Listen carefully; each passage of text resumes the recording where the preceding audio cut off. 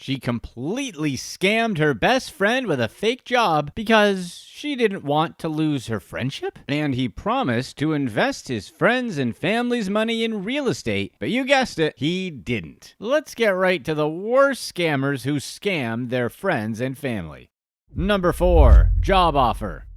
Helen Dove decided to spin an elaborate web of lies that led to almost £50,000 in lost wages for her best friend. But why? Kimberley Baker didn't know that her life was about to take a turn for the worse when she met Helen Dove at a riding school at St Helens, Merseyside in January 2017. Both women soon became very close, and Kimberley confided in Helen about a lifelong dream she had. Kimberley had always wanted to pursue a career in child safeguarding and had gotten all the qualifications needed for that career in her spare time. When Helen heard that, she happily informed her new friend that she was currently an adoption worker and that there was a perfect position opening up soon for Kimberley at her office. When poor Kimberley heard this, she was, of course, super happy with the news. She was finally going to get her dream job. What she didn't know was that she was about to embark on a wild goose chase that would last several months, courtesy of her deceptive friend Helen. The interesting thing about this goose chase is that Helen would end up not gaining any money from it. Yet she did it anyway. After Helen told her friend about this position at her fake job, she encouraged Kimberley to take voluntary redundancy from her BT job and apply for the open position. Once the application was lodged, Helen started spinning her web of lies by sending Kimberley a series of emails confirming her appointment. She sent over 1,000 emails from around 15 fake email addresses, all in a bid to assure her that she had a job waiting for her. When Kimberley started getting curious because she wasn't receiving a salary and hadn't gotten a contract since she sent her application, the lies got even more creative.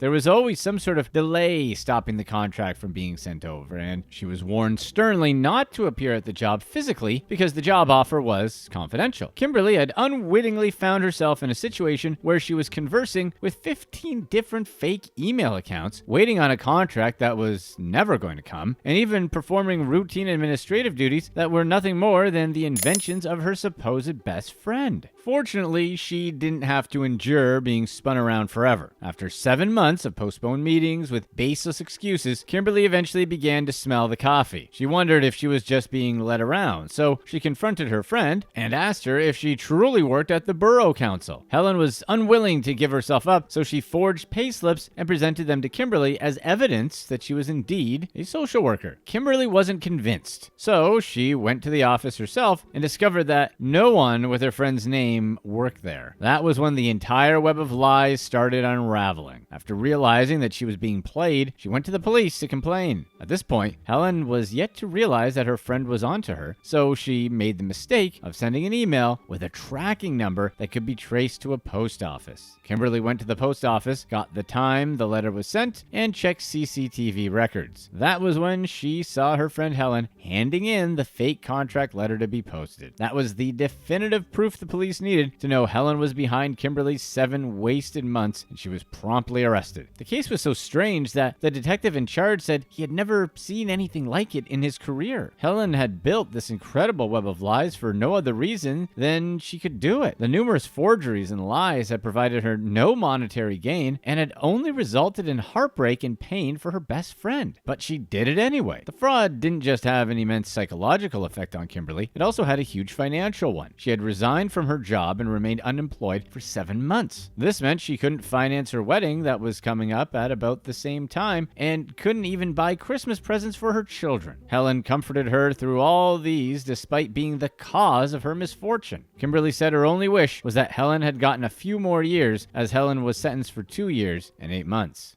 Number 3. Raleigh Ponzi.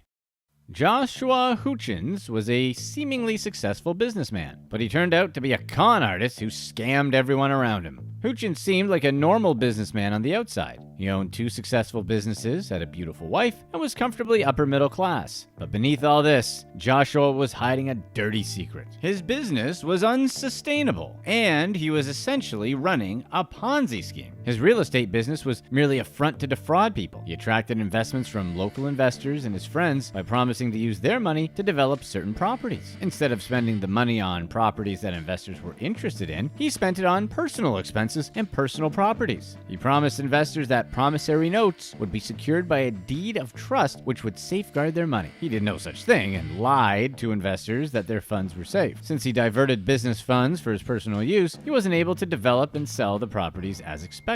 Investors soon got suspicious when they noticed that he couldn't pay the promised returns. Their suspicions were confirmed when they realized that they couldn't foreclose on the investment properties because there was no legally binding deed of trust. This meant that their investments were lost forever. While all this was happening and his life was unraveling before his eyes, his wife left him. This sent Joshua spiraling to the worst depths he had ever been to. He started sending her threatening messages. He sent these messages to both his wife and her friends. The threats were severe enough that the police had to step in. Thankfully, he was arrested before he could do any real damage. Joshua was eventually found guilty of his many crimes in a court of law.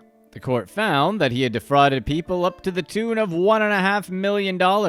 He was sentenced to 10 years in prison due to the severity of his crimes. He was also asked to pay back roughly $1.2 million to his victims as restitution. After serving his time in prison, he would also have to serve 3 years of supervised relief. Number 2. I'm the captain now. Jody Oliver was several things to many people. To his wife and 3 children, he was a businessman working the motor trade, a partner at a funeral home, and an employee at a gaming machine company. However, he was a high-ranking executive at Jaguar Land Rover to his boyfriend, who knew nothing about his wife and children. He led double lives, and no one in either life knew about the existence of the other. However, Jody wasn't just a husband and a boyfriend. He also happened to be an especially skilled con man. He was neither a director at Jaguar Land Rover nor a businessman working in the motor trade. He was a con artist who led an unsustainable lifestyle and had thousands of dollars in gambling debt to pay. Jody didn't make nearly enough to offset his debt and live his double life. So he decided to get a bit creative with earning money. He planned to target the friends and families of his boyfriends and make them pay for fake exotic vacation trips on a cruise ship. To achieve this, he bought a fake captain suit and wore it to meetings with potential victims. He was offering trips at absurdly low prices, so many people jumped at this offer.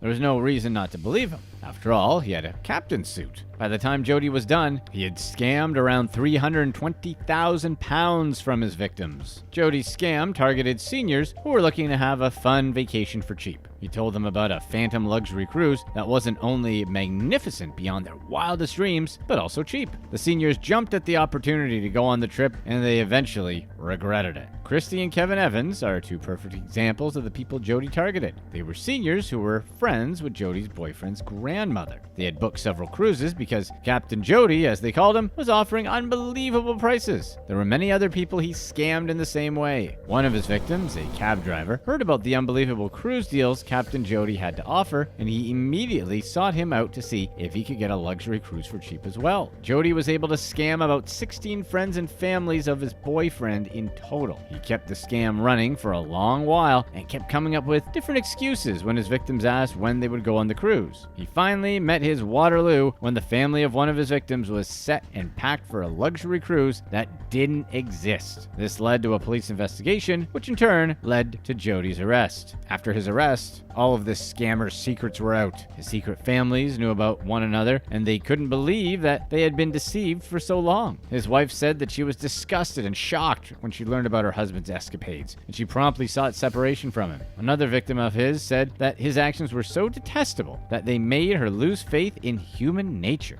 Number 1. My parents are investing too.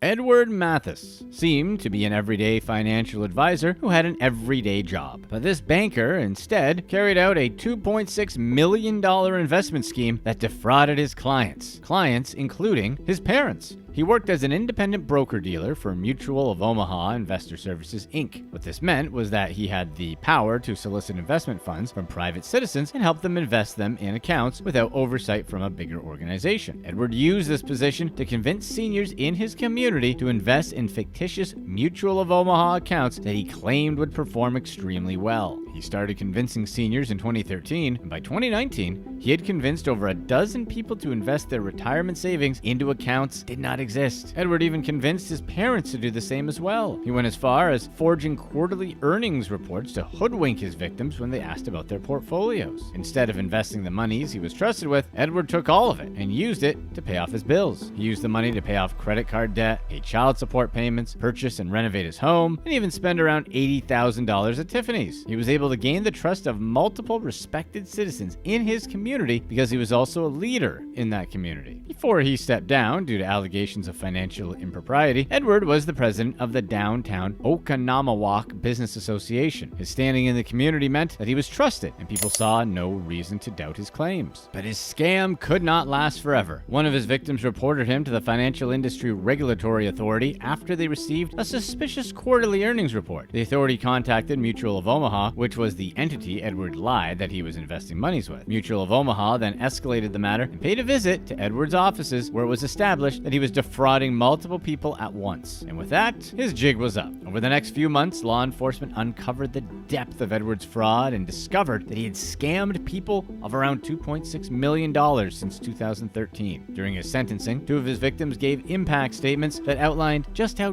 devastating his scam was to them and their savings. The judge agreed with them and said that Edward betrayed the trust of members of his community and used his relationship with them to steal their retirement savings. He was sentenced to 63 months in prison for his scam. Click to watch one of these next videos. Let us know in the comments section whether or not you'd give a family member another chance if they ever scammed you.